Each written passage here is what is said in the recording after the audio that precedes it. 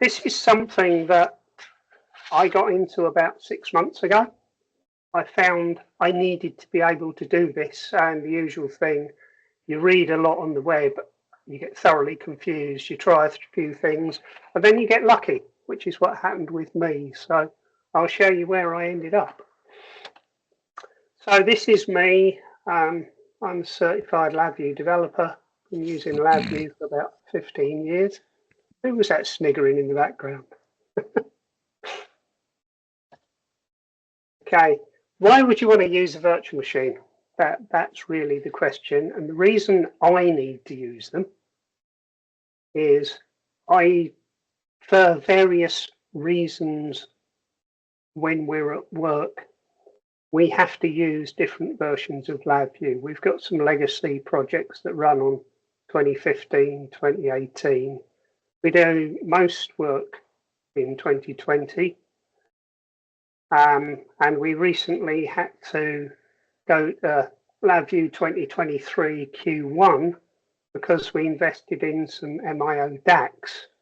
And they don't work on old versions of LabVIEW, which was a bit of a disappointment. And each version of LabVIEW has a different set of drivers that it can work with, a different range. So if you've got 2015, 2018 working together, you can run that with a set of drivers at version 18, and that's fine. But if you want 2020 as well, it's not going to happen. You can't do it. So you've got a choice. You can either have different PCs. I could have 4 PCs with that version of LabVIEW on each and just go and sit at the appropriate machine for doing the work. Or you can run virtual machines on one PC, and I can have all those 4 and as many others as I really want running all on the one PC, which seems like a good place to be from my point of view. So I looked at a couple of options. I tried Hyper-V because I'd use that for other things. It works, it's reliable, it runs on most Windows-based platforms. But there's no way to attach a USB port to a Hyper-V virtual machine, which means you can't plug any hardware into it, which makes it not very useful unless you're doing just screen-based LabVIEW things. Excuse me. The other option I found was VMware. Now, this used to be a package you paid for. It was quite expensive and it was rated as one of the better ones. But they have recently been taken over by Broadcom. And since then, they've decided to make VMware Workstation Pro a free. So you can go download it, run it on your machine, no license required. And there you go. So that's what I've been using, and that's what the rest of this presentation is about. So before you set up VMware on your machine, you want to think about having, you need a lot of space. Each virtual machine takes up 20 gig or thereabouts. Every time you do a snapshot, that takes up another 10 gig. You can very easily hit 100 or 200 gigs without doing too much work. So I would suggest a separate hard disk or an SSD. So you can just keep it all separate and out of the way of everything else on your Windows machine. You probably don't want to be backing it up in the same way as you would everything else because they're big files. So to be able to set up a virtual machine, you'll need Windows 11 installation media, assuming everybody's using Windows 11.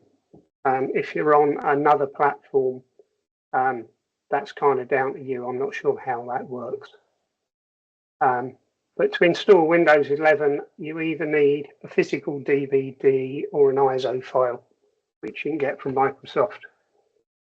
You'll need a new Windows 11 product key, and what I'd suggest you do is start off with a hard drive, set it up as drive V for virtual machines, or any letter you prefer. Put a couple of folders on there, one called VMware, another one called Installed Utilities, and copy your ISO file into the Installed Utilities folder. Just make things easier later on if you do it this way around. Then you have to go and download the file. There's a link here, you follow that, that will get you to the downloads section on the Broadcom website. Yes, you'll have to create a username, log into their site, follow the links, and eventually you can get to the point where you download VMware Workstation Pro, which is what you're after. Can take a bit of searching around. I can't give you an exact link because there doesn't seem to be one. So you follow this and you should get there eventually. Download the file, which is a big exe, and when the download's complete, run it, and then when that's finished, you can open VMware. So you'll end up with a home screen, looks something like this. And because you haven't done anything yet, the first thing you need to do is create a new machine. So you can either follow the icon on the front panel or just do File, New VM. And then I generally just follow the typical setups all the way through. You need to point at an operating system to do the Windows installation, which can either be a physical drive or the ISO file. We put it in the Installed Utilities folder, that's where you look for it. Give the virtual machine a suitable name, not very inspiring, but Windows 11 x64 kind of tells you what you're looking at. Give it a password. You need to remember this. Although it says it puts it in the credentials manager, there doesn't seem to be any way of finding it. I put a generic password in first time round, didn't realise, and ended up having to do the whole thing again when I moved the VM somewhere else. So write it down. You'll need it. So again, just follow the default settings. Eventually you'll get to a screen which is going to tell you what it's going to do, and you probably want to power it up when you've created it. So this is where you'll probably end up once it's done the installation. It's connected the ISO file to it.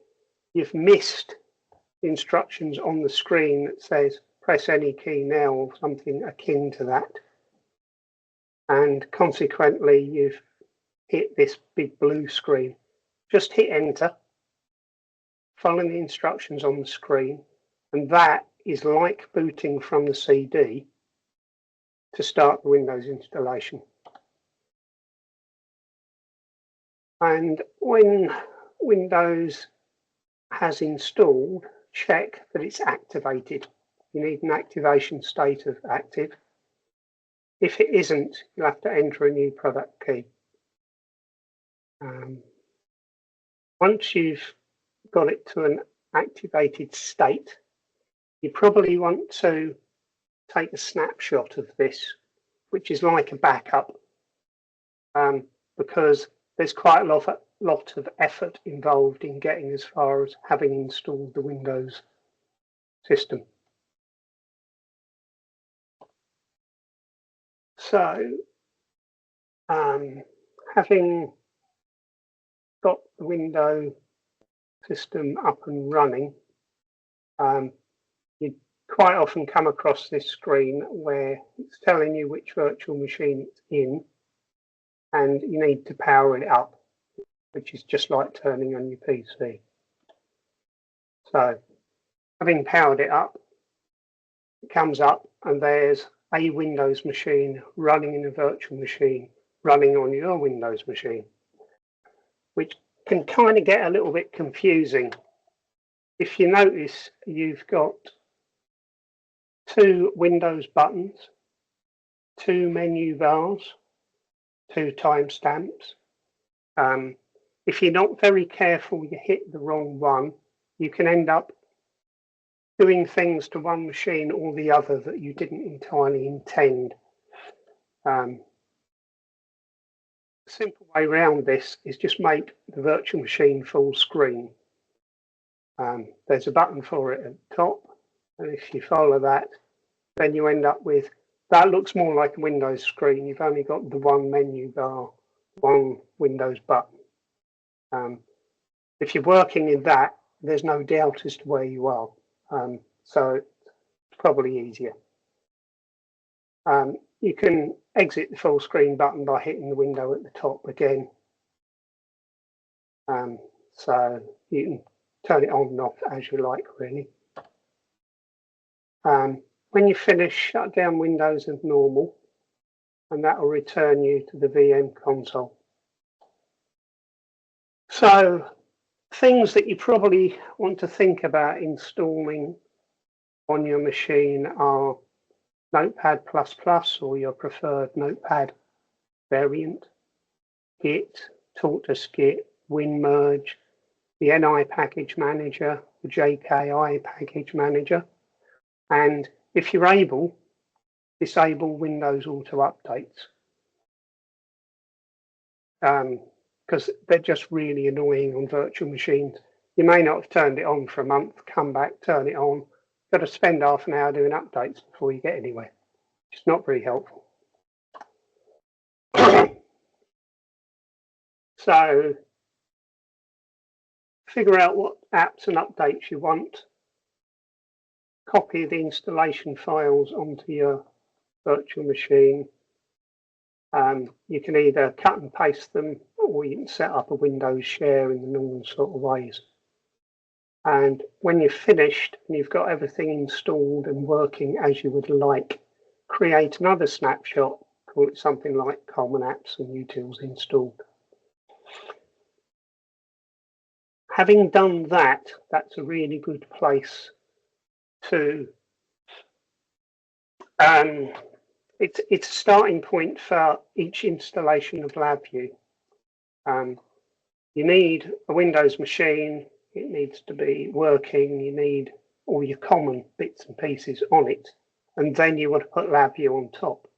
So if you start with a snapshot at that level, you can then clone that and create a clone for each LabVIEW machine you create. And then you're starting from a known good point. So create a snapshot. If the VM's running, just shut it down.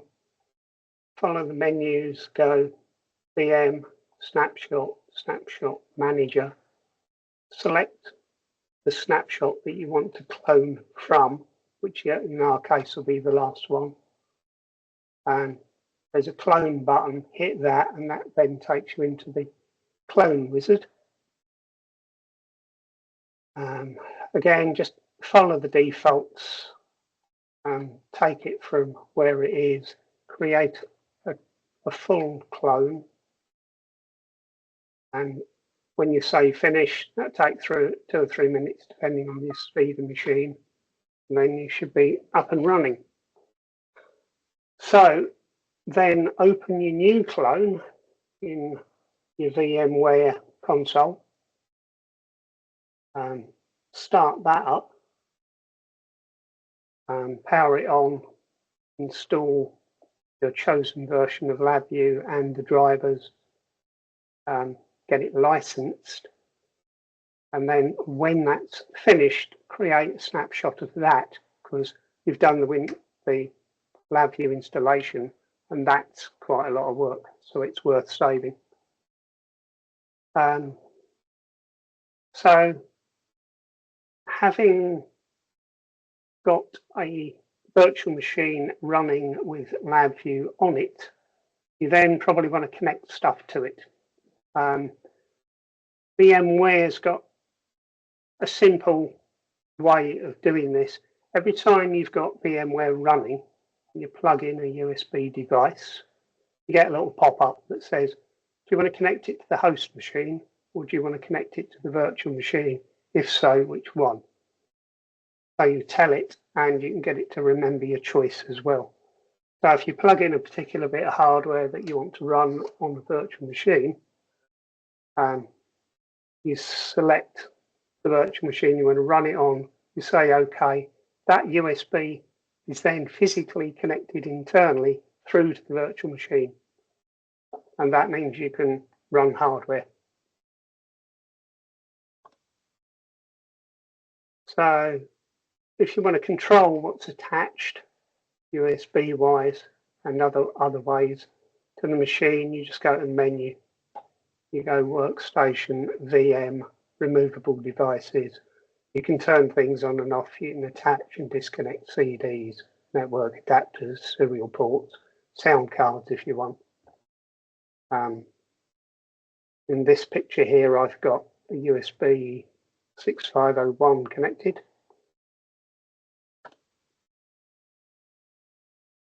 So I set up a little simple demo to show this. We've got LabVIEW 2020 running with a 6501 attached. It's attached with a USB cable, and then I've got a little bit of LabVIEW to drive it. So I've got front panel, a block diagram, and a copy of NIMax. We're all running at the same time. This is the front panel. No prizes for generating a particularly bright or inspiring piece of coding, but it does the job. So there's an output line and an input line. When you press the right button, it outputs the data on the button to the output line. I physically hardwired the output to the input, and then the input line is continuously read, and that drives the red button. So here's the block diagram for it. Excuse me a second.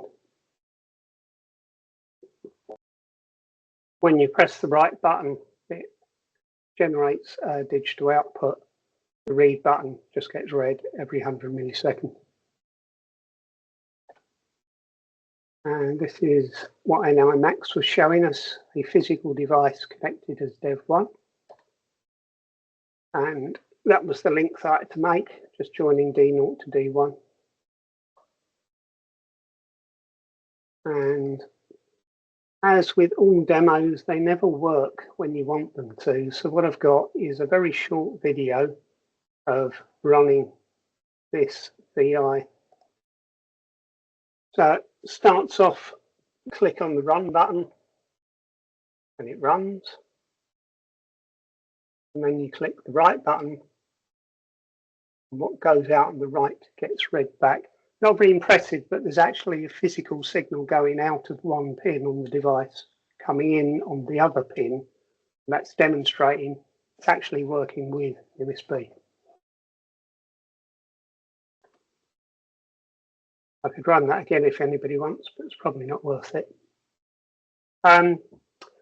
So having got a VM in a big folder on a hard drive somewhere, you can pick it up and move it to another PC.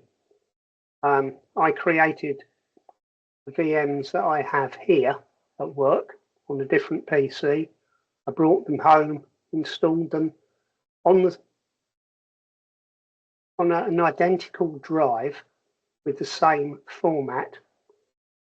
Because if it's drive V at work and drive W at home, it may well get yourself confused. Set it up in the same way in both situations, probably going to work. It may well work the other way, but I'm not sure.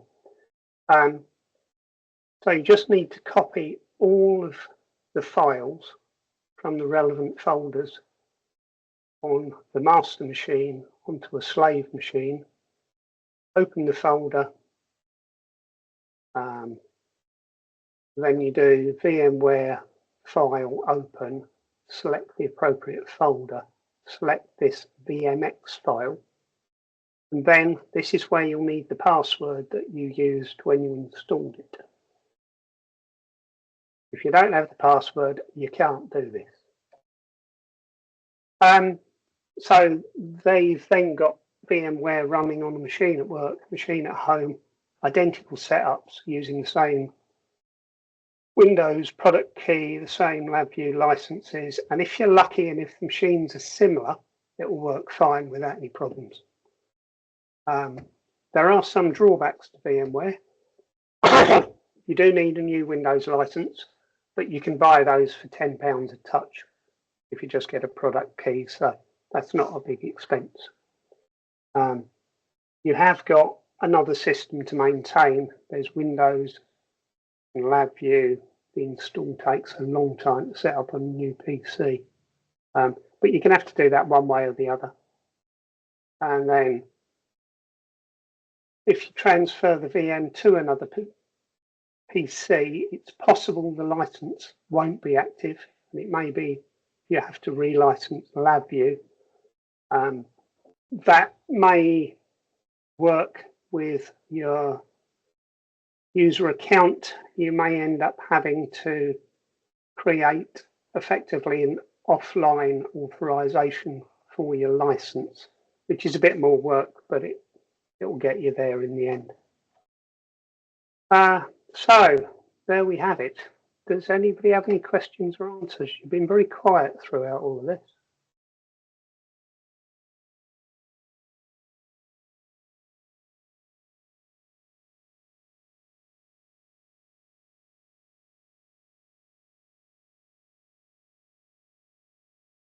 John, are you trying to say something? Yeah, I was just raising my hand. Yeah, so have you had any issues with Windows sort of causing corruption to any VMs? I know that you mentioned turning off auto update, but have you had any issues like that you've had to manage? I haven't had any corruptions with VM as such. I think in the process of copying files from one place to another, because there's upwards of 100 gig floating around on my drive at work, I try to just copy the files that have changed recently, not all of them.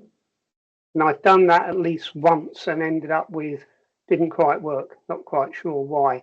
I wiped all the files on my home machine, copied the whole 100 gigs worth from work back home, then it was up and running again. But I've never seen corruption on a machine while I've been using it. That answers your question. Yeah, that's great. Thank you. Just out of interest, how many people use VMs? Does anybody see a use for this, or do you just have separate machines, or does this problem never actually arise for you? You all work with just one version of LabVIEW, and so you don't have this problem. You've got a couple of people raising their hands in the room, Steve. Sorry, I'm not looking at raising. How do Sorry, I mean in person. Oh, right. Okay. I can't see the room. Yeah, we've not got a camera today.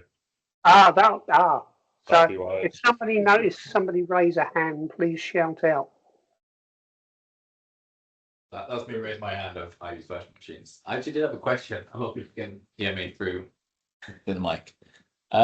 You mentioned having to license all your virtual machines. Is that a Windows 11 thing? So most of my VMs are Windows 10. I just deal with the little pop-up in the corner that says please activate Windows 10. From experience, it used to be that you could download a copy from the NSDN website. Yeah. And in the olden days, that would last forever. Then they started to put restrictions on it. And if you went past it, you'd get the pop-up. And then it started to be where it would shut down after a certain amount of usage. Okay. But from what we've done in the past, if you create one and have a licensed copy, even if that's a 30-day from MSDN, you can create a clone at that point, and then anytime you want it, you can create it from that. So you've always got that 30. But I guess every VM then has 30 days. Yeah, you've only got 30 days. Yeah. But yeah, I guess all my VMs like Windows 10, 21H2, so I just deal with you must activate Windows occasionally. I think just close it. I think if you did have a paid license, but you had a clone, like a